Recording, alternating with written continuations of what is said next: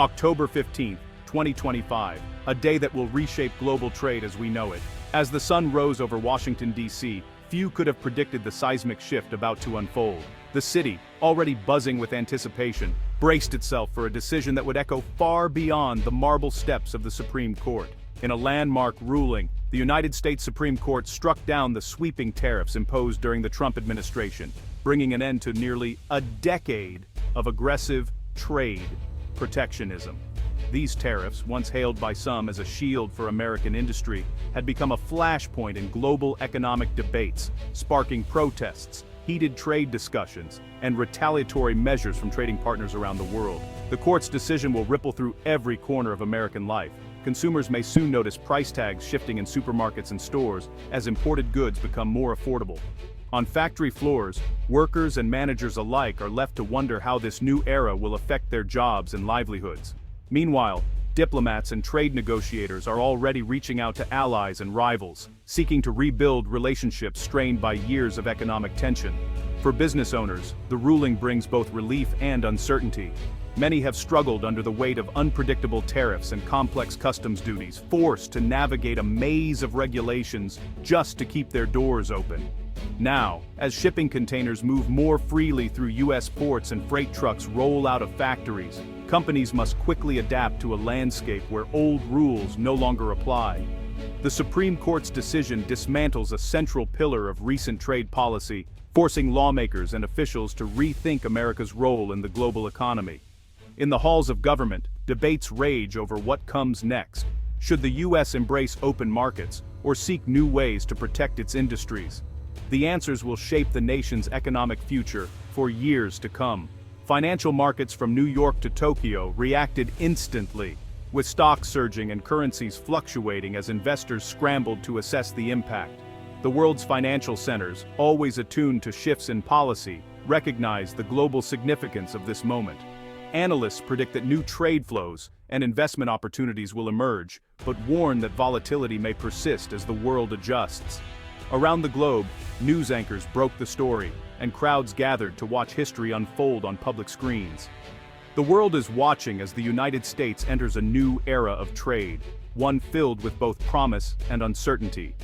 As the dust settles, only time will tell how this bold decision will reshape the economic landscape for generations to come. To grasp today's ruling, we need to revisit Section 232 of the Trade Expansion Act of 1962. This law allowed presidents to impose tariffs if imports threatened national security, but it was rarely used, until 2018. The Trump administration invoked it to levy steep tariffs on steel and aluminum, citing national defense. Critics argued this was economic protectionism in disguise, especially since close allies like Canada and Mexico were targeted. The tariffs raised costs for U.S. manufacturers and sparked a bitter legal and political fight. That fight has now reached its dramatic conclusion at the Supreme Court. In a narrow 5-4 decision, the Supreme Court ruled that the broad Section 232 tariffs exceeded presidential authority. Chief Justice Roberts wrote that while the president can act on genuine security threats, reshaping the economy is Congress's job. The ruling doesn't eliminate Section 232, but it sharply limits its use to clear specific security risks. This reasserts Congress's role in major economic decisions. Dissenting justices warned the decision could hamper swift responses to real threats. The immediate effect of soccer marker fire the steel and aluminum tariffs are now unconstitutional. Washington is left to grapple with the fallout. This isn't just legal drama, it hits your wallet. Tariffs on steel, aluminum, and Chinese goods have raised prices for cars, appliances, and electronics. With tariffs overturned, import costs will drop, and prices should eventually fall for consumers. The change won't be instant. Companies must decide how to use their savings. Economists expect competitive pressure to lower prices, offering relief from recent inflation. The ruling will also ripple through the job market. The Supreme Court's decision triggers a massive logistical challenge, refunding an estimated $230 billion in tariffs. Customs officials must identify every company that paid, verify amounts, and process payments, a bureaucratic nightmare. For many businesses, these refunds are a financial windfall. Pressure is mounting on the government to act quickly, but delays and disputes are inevitable. The system risks being overwhelmed, with legal challenges likely. The financial strain on the U.S. government is just beginning. The decision reverberates worldwide. Allies like the EU, Canada, and Japan see this as a return to open, rules-based trade and may lift their retaliatory tariffs. This could boost U.S. exports and restore trust in global commerce. The move offers a chance to repair strained relationships and stabilize supply chains. However, China's response remains uncertain, hinting at ongoing complexities. The world is recalibrating its approach to trade with America. To help us understand the far-reaching implications of the recent Supreme Court decision, we sat down with Dr. Evelyn Reed, a distinguished professor of international trade law. Dr. Reed has spent decades studying the intersection of law, economics, and government policy, making her uniquely qualified to break down what this ruling means for the country, for businesses, and for everyday Americans. Dr. Reed explains that the Supreme Court's message to the executive branch is clear. It cannot wield the national security hammer as a catch-all tool to reshape the entire structure of economic policy. In other words, the president can't bypass Congress and unilaterally make sweeping changes to trade policy under the guise of national security. That responsibility, Dr. Reed emphasizes, belongs to Congress as outlined in the Constitution. This ruling, she says, is about much more than just tariffs or trade disputes. At its core, it's about restoring the fundamental system of checks and balances that underpins American democracy. The court is reminding all branches of government that power must be shared, and that no single branch should dominate the process of shaping economic policy. For many years, Congress gradually handed over more and more authority on trade matters to the president, often in the name of efficiency or expediency. But now, Dr. Reed points out, the Supreme Court is signaling that it's time for Congress to reclaim its constitutional role and take a more active part in crafting the nation's trade laws. Dr. Reed warns that when broad economic policy is made by executive order without the careful debate and consideration that comes from the legislative process, it can lead to significant instability. We're seeing the consequences of this now, she notes, in the confusion and chaos surrounding trade refunds and the uncertainty facing businesses and workers alike.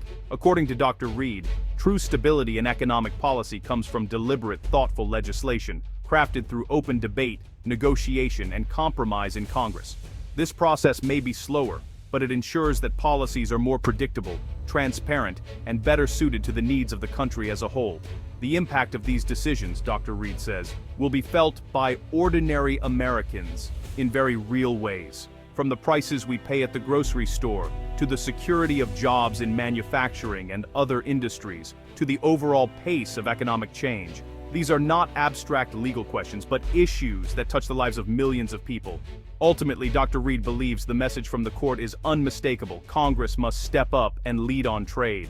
By reclaiming its authority and working together to create sound, stable policies, lawmakers can help ensure a stronger, more resilient economy for everyone. The ruling has ignited a political storm, shifting power back to Congress. Lawmakers from both parties call it a victory for constitutional order and promise a more bipartisan approach to trade. Expect a flurry of legislative activity to clarify presidential authority and reform trade laws. The White House faces tough choices: manage refunds, adjust economic policy, and decide whether to cooperate with Congress or push back. The decision redefines the relationship between the branches of government. Future presidents will be more cautious about invoking national security for broad economic actions. The era of unilateral trade moves is over. Congress is back in the driver's seat. The Supreme Court's decision marks the end of a turbulent and contentious chapter in America's trade history, a period defined by heated debates, shifting alliances, and far-reaching economic consequences. For years, the nation has grappled with the impact of tariffs, legal battles, and uncertainty, all culminating in this pivotal moment. Now, as the dust settles, a new and uncertain era begins. The path forward is uncharted, and the choices made in the coming months will shape the nation's destiny for decades to come. The removal of tariffs will send ripples through the economy, altering the flow of goods, the balance of industries, and America's standing on the global stage. Markets are already reacting, with investors, businesses, and trading partners watching closely to see how the U.S. will redefine its role in the interconnected world economy. In the immediate aftermath, the nation faces a series of complex challenges. Economic disruption is inevitable as companies adjust to new rules, refunds are processed for those affected by past tariffs, and political leaders scramble to address the fallout. The uncertainty is palpable, and every decision carries weight. At the heart of the debate lies a fundamental question.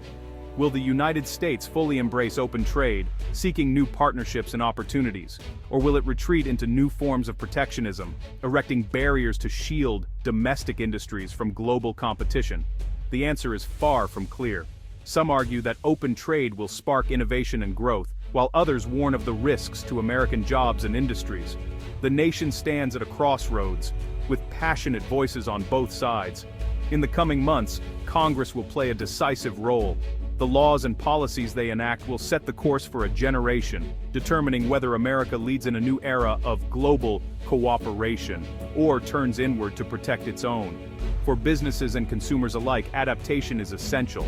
Prices may fluctuate, supply chains will shift, and strategies must evolve to meet the demands of a rapidly changing marketplace. Every American will feel the effects, from the boardroom to the checkout aisle. Some industries and workers, especially those who relied on past protections, will face difficult transitions. Support, retraining, and innovation will be crucial to help them thrive in the new landscape. Understanding these sweeping changes is more important than ever. Informed decisions, by individuals, businesses, and policymakers, will determine who prospers and who struggles in the years ahead. The Supreme Court has reaffirmed the constitutional order, upholding the rule of law and the principles that guide the nation. But their decision is only the beginning. The real work now falls to the people and their elected representatives. Through debate, compromise, and civic engagement, Americans must decide what kind of future they want to build. The world is watching closely as America charts its next move, waiting to see whether it will lead with openness and vision, or retreat behind new walls. The choices made today will echo for generations to come,